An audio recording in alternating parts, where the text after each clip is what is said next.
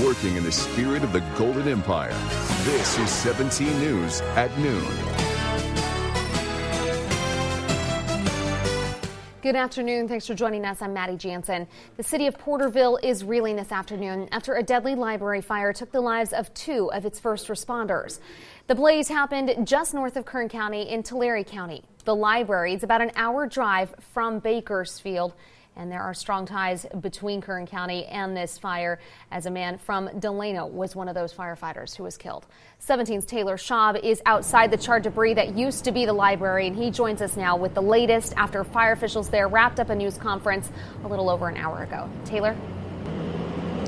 That's right, Maddie. It took 55 firefighters and nearly 12 hours, but they were finally able to contain the fire and find the bodies of the 2 first responders that were lost. And we're going to take a live look right now. You can see the charred debris outside. Firefighters are still cleaning it up. The main roads are still closed off as they continue to clear up the rubble. This morning, officials with the Porterville fire in the city held a press conference about the fire. They say the 2 firefighters, Captain Raymond Figueroa and Patrick Jones, went inside the Porterville library while it was on fire to search for people who may be trapped inside. Well, the 2 were searching. Porterville Fire said they made a mayday call and had a rescue team start searching for the firefighters. Figueroa was quickly found and taken to the hospital where he soon died, but rescue crews continued to search for Jones until conditions were considered too dangerous. Jones remained unaccounted for hours as firefighters were able to find his body late last night. Fellow firefighters from around the region assisted with the search, including crews from Bakersfield and Kern County. The agencies in which I listed here, they had a choice to stop their operations to the cover of darkness, and they decided to push on through and dig until they found him. Buildings can be replaced and those sorts of things. It's the people that are the focus.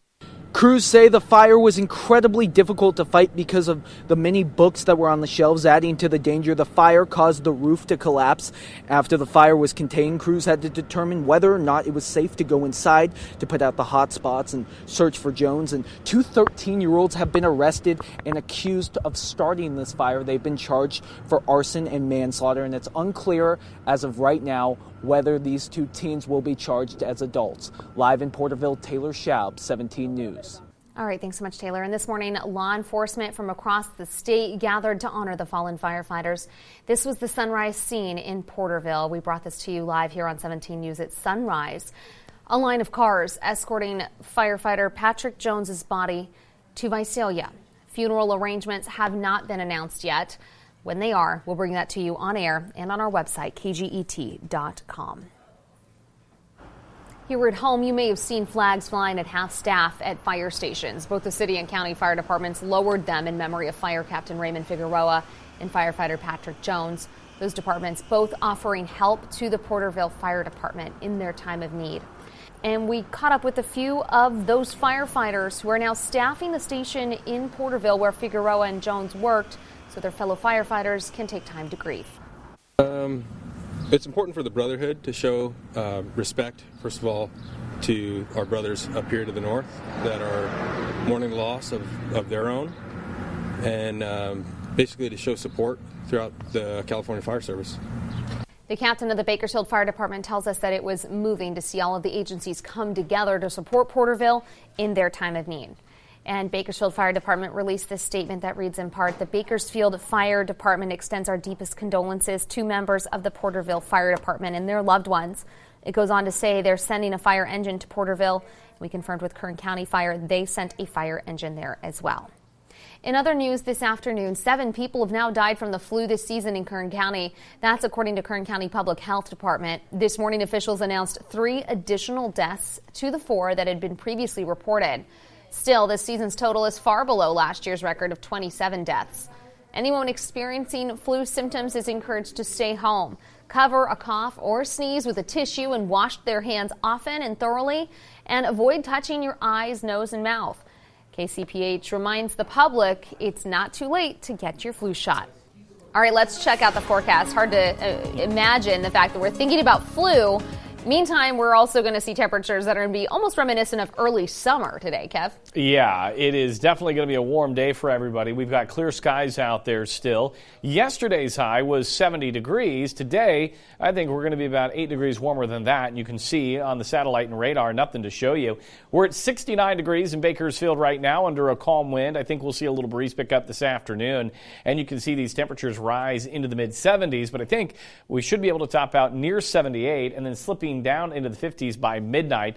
Tehachapi sits at 57 degrees right now, and the winds are already starting to pick up out of the east-southeast at 22. And you can see on our current conditions map in terms of the wind over the Grapevine and over the 58. That's where we're seeing the strongest of the winds at this time. And we take a look at the temperatures for today in the mountains, upper 50s. We should see some lower 60s and then dipping down into the 40s as we head into tonight. We're also talking about the chance of rain. When does that arrive? We've got the details on that in just a few minutes, Maddie.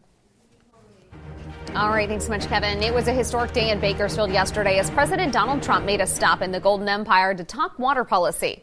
The president was accompanied by Bakersfield Congressman Kevin McCarthy, Representative Devin Nunes, and Secretary of the Interior David Bernhardt.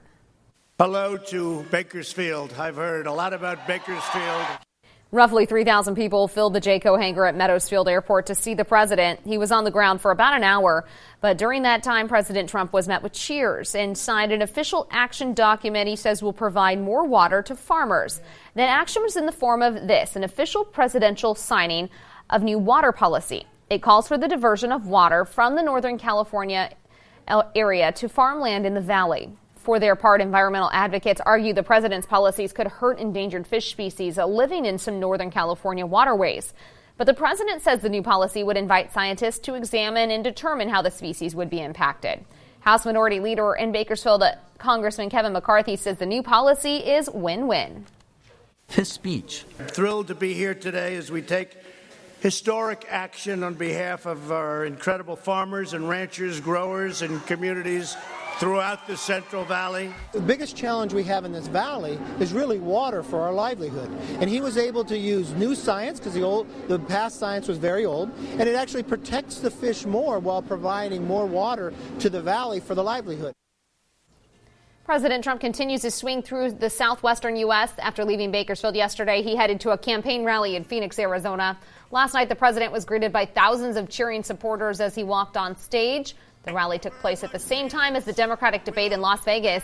President Trump won Arizona in the 2016 general election, and he looks to repeat in 2020.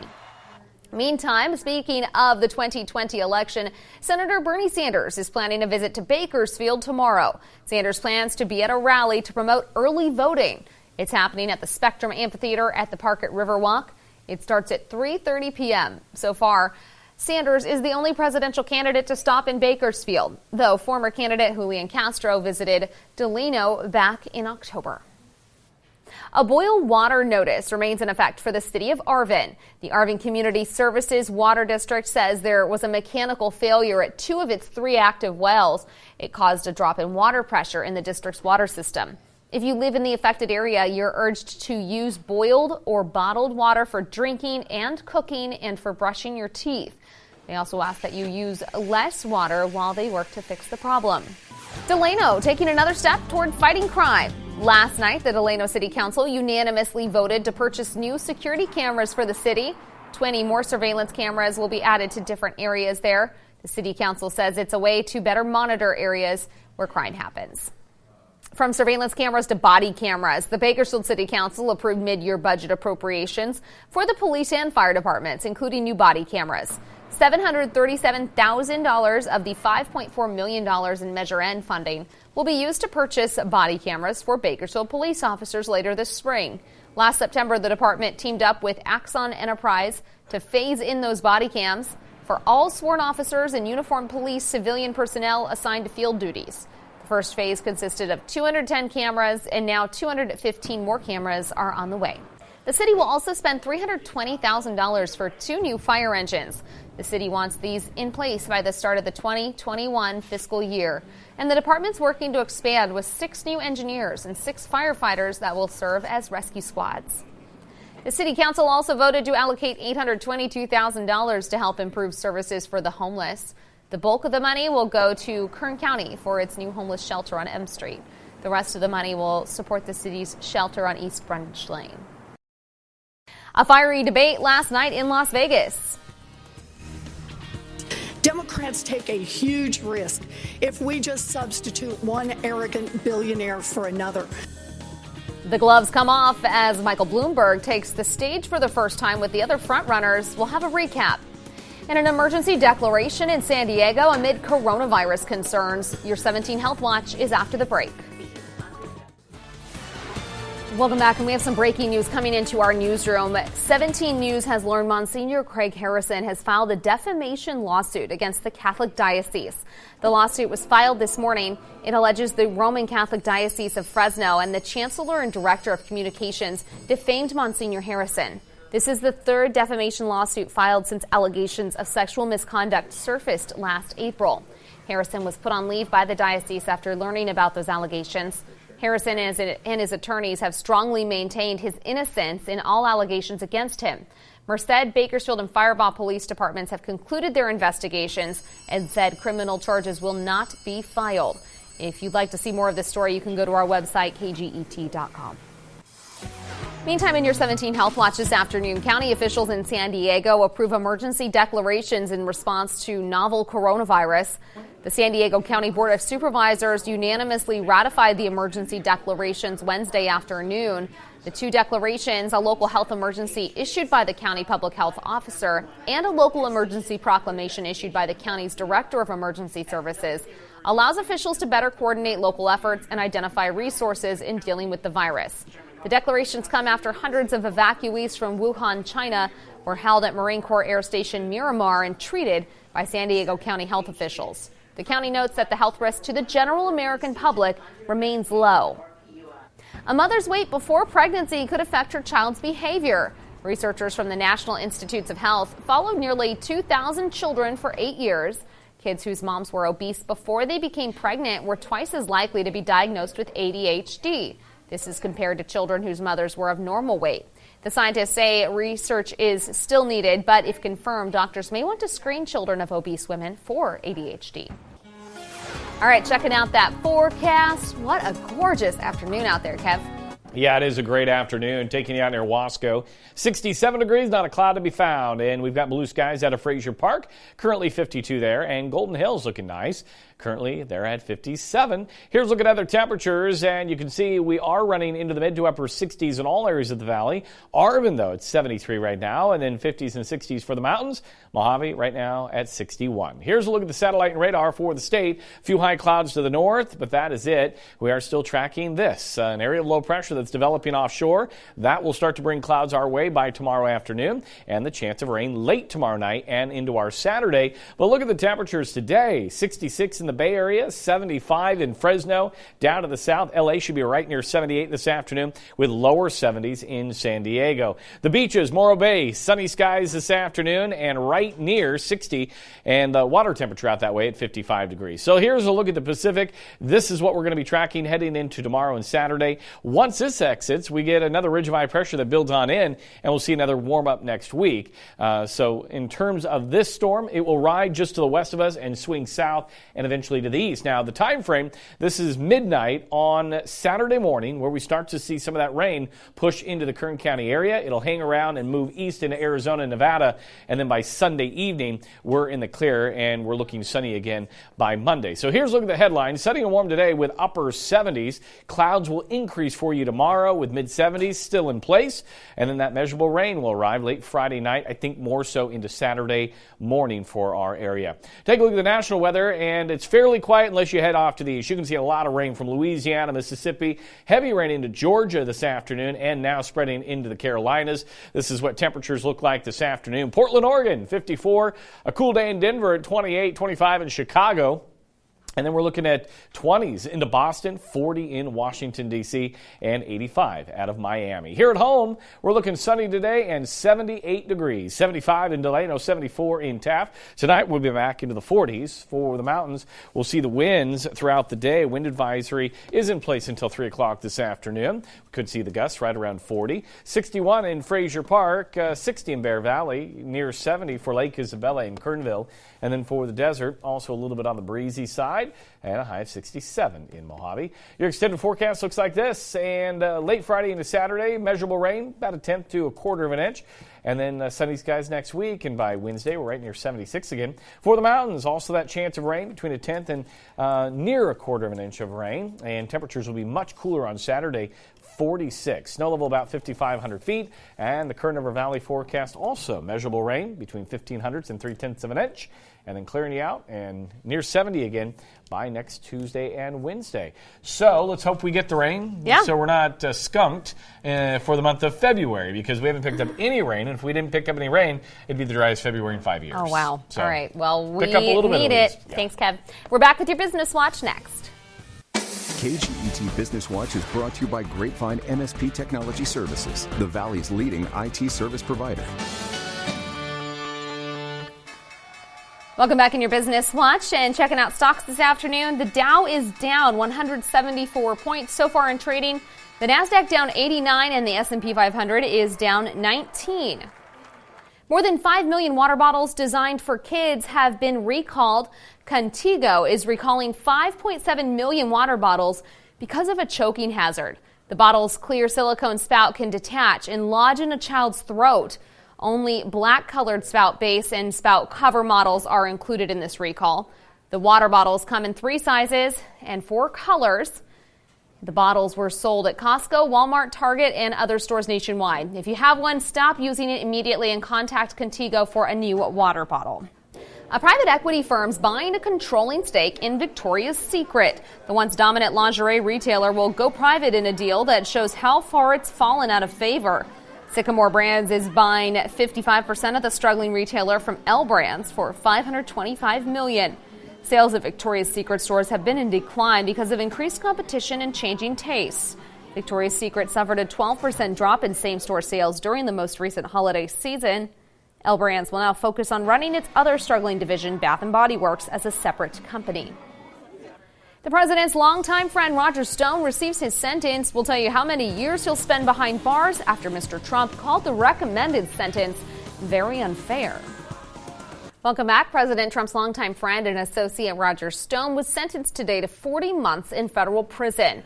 U.S. District Court Judge Amy Berman Jackson said Stone's crimes demanded a significant time behind bars. But she also said the 7 to 9 years originally recommended by the Justice Department was excessive. He must also pay a $20,000 fine. Stone was found guilty last November on 7 counts of lying to Congress, witness tampering, and obstructing House and FBI investigations into Russian interference in the 2016 presidential election. Stone's defense team's asking for a new trial, claiming the foreperson on his jury was biased against him. The 9th Democratic debate is over, but by far this was the most heated clash of the candidates. Former New York City Mayor Michael Bloomberg has been rising in the polls, but in his first appearance on the debate stage, the billionaire took the brunt of the attacks. NBC's Kristen Welker reports. In Las Vegas, the gloves coming off quickly. The candidates piling on newcomer, former Mayor Michael Bloomberg, Senator Elizabeth Warren leading the charge. Democrats take a huge risk if we just substitute one arrogant billionaire for another. Warren also slamming Bloomberg for his alleged history of sexist remarks in the workplace. A billionaire who calls women fat broads and horse-faced lesbians. And no, I'm not talking about Donald Trump. I'm talking about Mayor Bloomberg. Bloomberg trying to downplay the matter. None of them accused me of doing anything other than maybe they didn't like the joke I told. Warren calling on Bloomberg to be more transparent. So, Mr. Mayor, are you willing to release all of those women from those non-disclosure agreements so we can hear their side of the story? There's agreements between 2 parties that wanted to keep it quiet, and that's up to them. They signed those agreements, and we'll live with it. Also under a microscope, Bloomberg's support of a controversial policing policy when he was mayor, which he has apologized for. Mr. Bloomberg had policies in New York City of stop and frisk, which went after African American and Latino people in an outrageous way. When I discovered that we were doing too many stop and frisks. We cut 95% of it out. Former Vice President Joe Biden challenging that defense. The reason the stop and frisk changed is because Barack Obama sent moderators to see what was going on. The policy was abhorrent, and it was, in fact, a violation of every right people have. Bloomberg, who has spent more than $350 million of his own money on political ads, fending off repeated attacks on his vast fortune. All I know is I've been very lucky, made a lot of money, and I'm giving it all away to make this country better. And a good chunk of it goes to the Democratic Party as well. But when pressed on releasing his tax returns, the number of pages will probably be the thousands of pages. I can't go to TurboTax. Okay, yeah, I'm just looking at my husband in the front row that has to do our taxes all the time. We probably could go to TurboTax. Bloomberg also mocking Sanders, a self-described democratic socialist. What a wonderful country we have. The best-known socialist in the country happens to be a millionaire with 3 houses. What I miss here? Sanders, the national frontrunner, was the night's other big target, with Mayor Pete Buttigieg taking sharp aim at both men. We shouldn't have to choose between one candidate who wants to burn this party down and another candidate who wants to buy this party out. Buttigieg also questioning Senator Amy Klobuchar's foreign policy knowledge after she admitted she forgot the name of Mexico's president earlier this week. And we're not able to speak to literally the first thing about the politics of the country to ourselves. Are you trying to say that I'm dumb, or are you mocking me here, Pete? That was NBC's Kristen Welker reporting. Another big name in country music is headed our way. All the details on What You See Is What You Get tour after the break.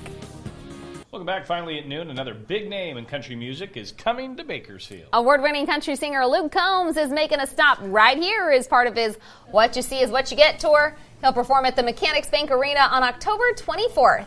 The show will feature special guests Ashley McBride, Drew Parker, and Ray Fulcher. Head to KGET.com for ticket information. And Maddie tonight's a will be big there night. with her big boots. I would love to. Tonight's also a big night. Blake Shelton's in town. Oh, he is? Yeah. Oh. Playing tonight, too. Wow. So a lot of people getting ready for that concert. Fun. All right, that's all for us here on 17 News at noon. We'll see you back tonight at 5 and 6. Have a great day. 17 News, your local news leader, continues 24 hours a day on KGET.com and our 17 News app. In the spirit of the Golden Empire, 17 News.